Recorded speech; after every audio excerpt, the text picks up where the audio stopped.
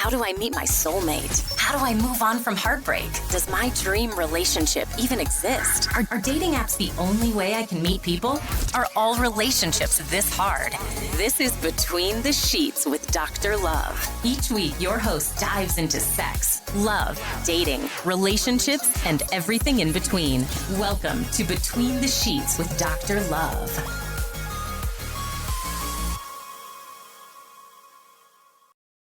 Hey guys, it's me, Dr. Love, and welcome to another episode of Between the Sheets with me, Dr. Love. Today we've got a really cool episode. We're actually going to talk about why women accept the bare minimum for too long. Now, I know I've been one of those women in the past, and I thought, you know what, this is a really good topic to talk about because I see this quite often when I'm working with clients. So let's get really honest here. Okay, like really honest. I want you to just ask yourself the question, why did I accept the bare minimum for so long? I mean, I know I did, and it took me a long time to work it out. I mean, when did a man texting back become like this version of romance? Like, oh my God, he texted back. Seriously, it's like those messages he sends, the ones that he says, hey, I'm thinking about you. Almost feels like a marriage proposal for some people. Like we should be celebrating the one text message that we get. It's the smallest effort, but it makes us melt. But why? It took me so long to work it out, and here's why.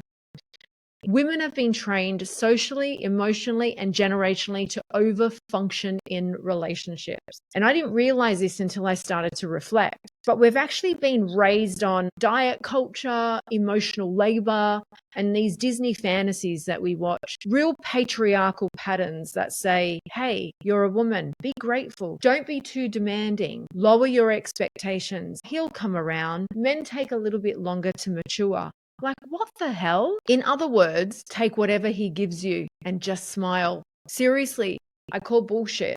There are many women that grew up in homes where bare minimum was normal. They had emotionally unavailable fathers. They had distracted mothers. They had chaotic households and really inconsistent love. So what do you think happens to a woman when a man gives even the slightest more attention than the man before him or the men before him? Well, your nervous system whispers, hey, this must be love. But not because it's good, but because it feels familiar. Then add this on top, another layer. Women are conditioned to see the potential rather than reality. Okay, let me say that again. Women are conditioned to see the potential rather than the reality. We're taught to invest in the idea of a man, to value his future, not his present moment, to nurture him like a plant or a project or a promise. While he's over there offering you potential and promises, he has zero execution. And somewhere along the way, women internalize one of the most dangerous beliefs. If I'm worthy, he'll try harder. No, sweetheart. If he's capable, he will try. Or he will do it. Your worthiness is not the problem. It's his emotional skill set that's the problem. So what happens is that women accepted the bare minimum because they were told it was better than nothing. And that's what we've done. Something is better than nothing. But now there's a change. Things are different. Women are healing. We're in therapy. We're seeing coaches. We're reading books. We're attending events. We're listening to podcasts. We've done the shadow work. We've survived our exes, and now we're rebuilding ourselves and our self-esteem. It's a different ballgame. And once a woman wakes up, once she remembers who she really is, the bare minimum doesn't even register anymore. It does not turn her on. She doesn't even crave the crumbs that she once got. She wants the whole damn freaking bakery. All right, so now we got that clear. Let's talk about the signs that show that you're dating a bare minimum man. And ladies, if you do hear your situationship in this conversation, I'm seriously sending you love and a nervous system hug because I know you will need it. Grab your notepads. Okay, so the first sign, he texts you once a day and thinks he's consistent. So you know that one good morning text that you get every day that almost looks like it's copy and paste? That does not make him dependable. It makes him literate. It does not make you his girlfriend. This is you being his daily pulse check. Hey, let me just check in here. And that is it, bare minimum. Consistency is not about frequency. It's about emotional presence. A man can text you 50 times a day and still not show up for you. A bare minimum man uses texting as performance, not connection. It's the illusion of effort, not the reality of of intimacy. Now, just sit with that for a minute. The illusion of effort does not equal intimacy, real intimacy. Okay, so just do a reality check. Sign 2, he plans a date and he brings it up for the next 6 months. Ladies, if he planned a dinner in March and it's now December and he's still referencing that dinner that he took you on, that's not romance, that's record keeping. A genuinely invested man does not think one date is an achievement. He thinks it's the starting point. You've got to start somewhere, right? A bare minimum man wants an applause for the basics because he knows he doesn't do any more. He needs a clap every now and then. Sign 3, he doesn't communicate. But he'll send you memes, he'll send you videos, he'll send you little quotes. This man won't reply to a heartfelt message that you sent and sat down and wrote, but he'll send you a TikTok of a dog wearing a sock. Memes are not emotional intimacy. They're emotional deflection.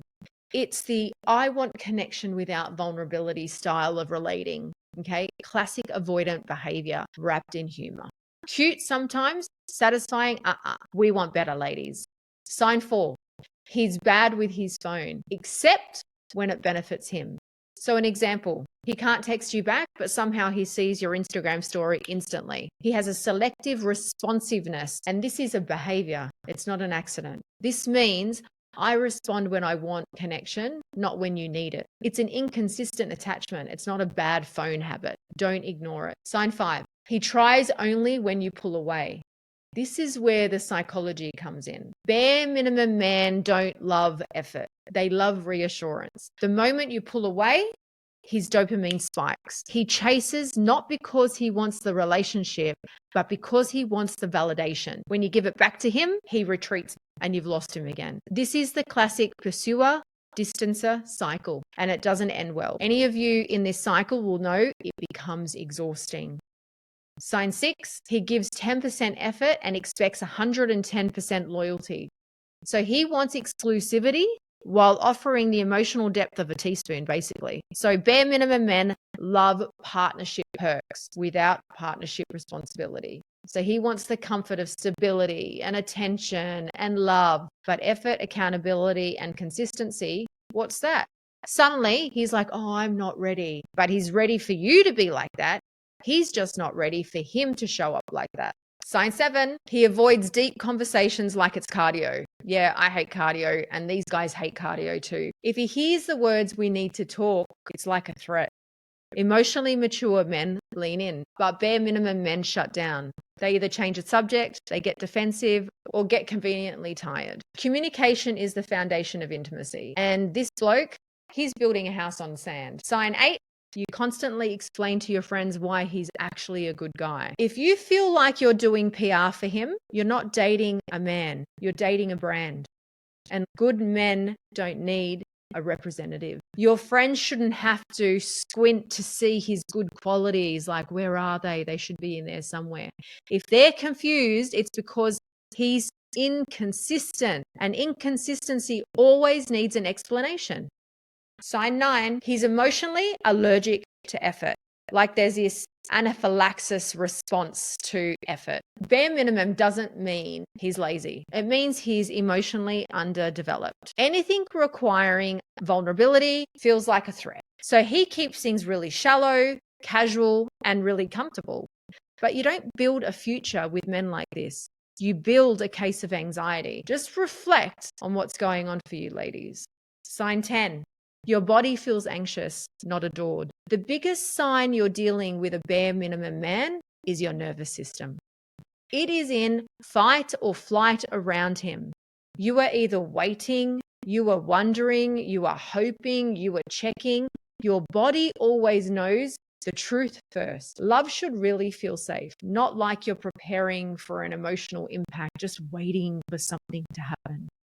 So I want you just to reflect on those 10. If some of these resonated for you, don't feel shame. You don't choose someone like this out of sheer stupidity. And you might think, oh my gosh, I was so stupid to have stayed or to have picked someone like this. You didn't choose it consciously. Your conditioning did. And the moment you woke up to the truth, like now, The bare minimum becomes a little bit laughable. When you work through this and you look back, you're like, wow, what was I doing? And if you're not there yet, maybe this episode's going to get you there. Okay, so now we've dragged the bare minimum man lovingly across the floor. Let's talk about the real plot twist. Women are finally waking up, and not just waking up. We're actually stretching, yawning, shaking. We're shaking off the dust and saying, I'm sorry, I accepted what? For so long? Like, what was that? Because let's be honest, when you have the awakening, it doesn't just happen overnight. It's been building for years. Quietly, gradually, collectively, it just builds until suddenly you wake up one morning and think, I'm actually done raising boys into men and calling it a relationship. So let's break down why it's happening now and why it's happening not just now to you, but everywhere. I'm seeing this collectively with women. Okay, the first thing, women are doing the emotional work. Therapy, we've normalized it. Journaling, it's trendy.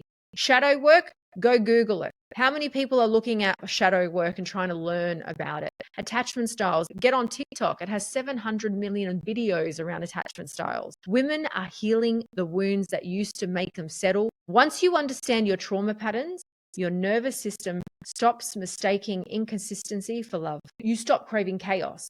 You stop chasing potential. You stop mothering men who need a therapist. Healing makes you allergic to bare minimum. 2, women aren't financially trapped anymore. We're more educated, we're employable, and we are employed. We've got great careers. We're building businesses, portfolios, brands, identities.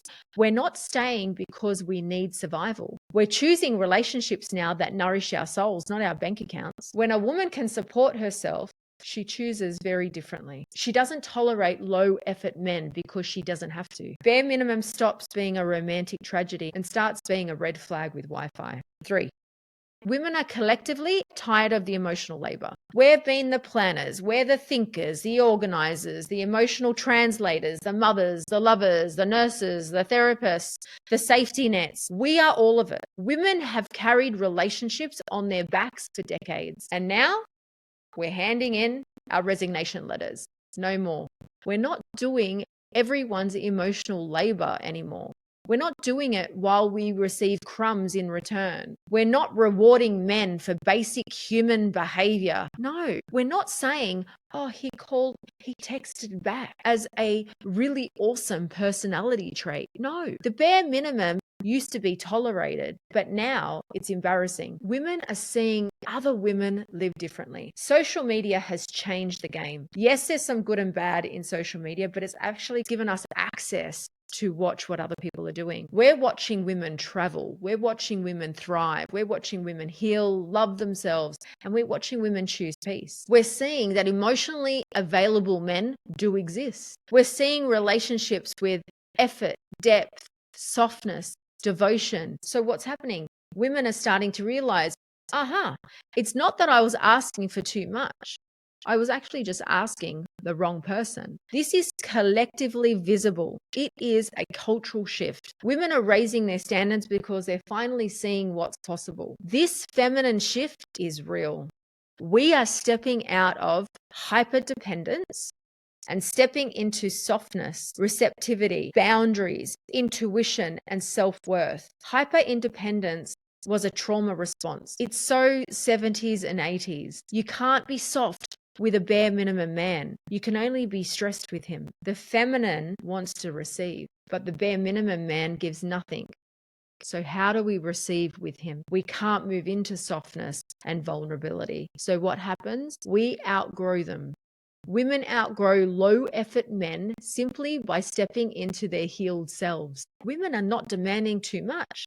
They're simply refusing to abandon themselves for the comfort of a man who won't grow or at least grow up. We are in a new era, ladies. Women are choosing peace over potential. We're choosing effort over excuses and emotional maturity over those breadcrumbs. This shift isn't temporary. This is a movement, and it's a movement I'm super happy about. So we've explored why we tolerated crumbs, and we've honored the awakening that's happening with women everywhere. So now it's time to answer the real question. How is it that we raise our standards without feeling guilty? Because let's be honest, guilt is deep. Guilt has driven a lot of our behavior.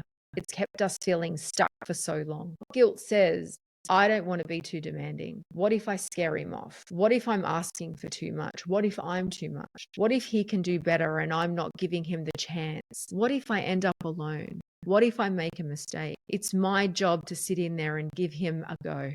Guilt is not intuition, ladies. Guilt is conditioning. Guilt has come from our conditioning, our historical conditioning, our generational conditioning. So it's time we rewire. Okay. The first thing we need to do is understand that standards are boundaries. They're not demands. If you are getting, oh, you're so demanding, that's not true. Standards aren't about wanting more. They're about accepting less than you deserve. So no longer being an option. A standard is simply, this is what I'm available for. It's not controlling. It's not manipulative. It's not selfish. It's self-respecting. A healthy man doesn't feel threatened by standards. He actually feels inspired by them. You respect yourself, and so he respects you. The other thing is we need to stop confusing connection with compatibility. Often women lower their standards because they feel a spark. We've got this connection. It's destiny. It's my twin flame. No, honey, that spark actually could just be trauma. Chemistry is not compatibility. A man can feel familiar. It can be intense. It can be exciting. And it still can be completely wrong for your nervous system, completely wrong for your soul, for your heart. Raising your standards mean choosing someone who is good for your body, your mind, your soul, not just to nourish the butterflies in your belly when you're with them. The other thing you need to do is reprogram your beliefs about effort. You have been conditioned to overgive, overcare, overlove, overfunction, all the overs. Let's flip the script. You don't need to earn love. You don't need to perform to be worthy. You don't need to lower your needs to be chosen. And a man meeting your standards is an extra effort. It's the baseline that's required for a partnership. And talking about standards, the other thing you do is don't explain them. You embody them. The moment you start justifying your needs, you step into negotiation mode. Love isn't a negotiation, it's alignment. A man aligned with you won't make you explain why effort matters to you. He simply just offers it to you. Your standards don't need a PowerPoint presentation. La la, here you go. You just need consistency. So a real man will give you that. The other thing is notice the anxiety. I'm going to ask you to sit with it. Don't cave. When you raise your standards, your nervous system might freak out at first because you're breaking old patterns. You're stepping away from what's been familiar. You're choosing yourself for once in a way that you've never chosen before. So what does your brain say? This feels really scary. What are you doing? I'm not used to this. This is not how it works. But healing always feels scary at the start. Just sit with the discomfort, because sitting in this discomfort is only temporary. The peace you'll get after working through this is for a lifetime. So let your body learn that peace isn't a threat. It's actually safety. When you start to do this, you actually let the wrong man eliminate themselves. The moment you raise your standards, and I don't know if anyone has experienced this, the bare minimum man starts to fade away. And it's not because you're too much. It's because he's not enough. And it's not cruel. Basically, it's clarity. Your standards act like a filter. The wrong man exits quickly and the right man steps forward effortlessly. A man that is meant for you will rise and a man who isn't will leave. Both outcomes are blessings, so be grateful. I want you to remember that standards are going to protect your future self. When we do anything now, it's for her. What does she need from us? How do we show up? What is she waiting for us to do? What do we need to action? How does she feel about the situation we're in? It's always for our future self. Our standards are not about today. They are about that woman that you are becoming, that healed, grounded, confident version of you, the woman that doesn't settle, the woman who isn't scared to be alone, the woman that looks at her past and says, thank God I left. Raising your standards is how you honor your future self. And women don't raise their standards because they suddenly want more. They raise their standards because they finally remember who the hell they are. And when you live from that place, watch out. The bare minimum man isn't even in your vocabulary anymore. If anyone has done this shift, you'll see you have no time for it. So if you're a bare minimum man and you've got a woman that's evolving, you are about to lose her. And that's the truth. Wow. What an episode. That's a lot of information. But I felt like It needed to be said. So if you have been listening to this and you're realizing, wow, I have actually accepted the bare minimum more times than I want to admit. I want you to just to take a deep breath here. Take a deep breath with me. And exhale those feelings, because whatever feelings you have around that, and I know for me, I had a lot of feelings of shame and embarrassment. That's going to keep you stuck. It's the awareness that's going to set you free. And I think it's about time that we start to do that, giving ourselves permission to be aware and take action. Bare minimum behavior isn't about you. It never was. It's not a reflection of your worth or your lovability or what you deserve. It really is a reflection of someone else's emotional development, or should I say lack of development. And that's all it is. You didn't fail for choosing him. You didn't make a mistake for staying longer than you should have. You were basically loving this person with the tools that you had at the time. So you were choosing from the level of self-worth and awareness that you had back then. If you had to do that again, you wouldn't choose the same. You would choose something different because you're not her anymore. So now this is a totally different kettle of fish. You're awakening to a new level of self-respect. You're learning the language of emotional safety, and you're remembering the woman you were before you shrunk yourself, before you brought your boundaries down, before you accepted the crumbs and you called it connection.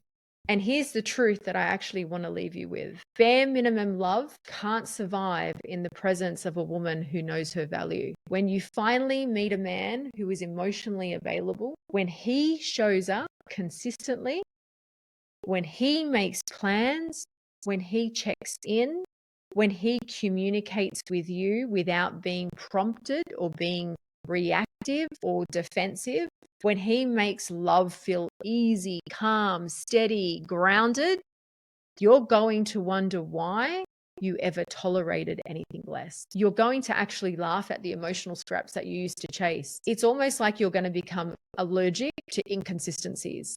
You're going to have a barrier, because once a woman experiences this emotional safety, the bare minimum doesn't turn her on anymore. Those crumbs are not appetizing or satisfying.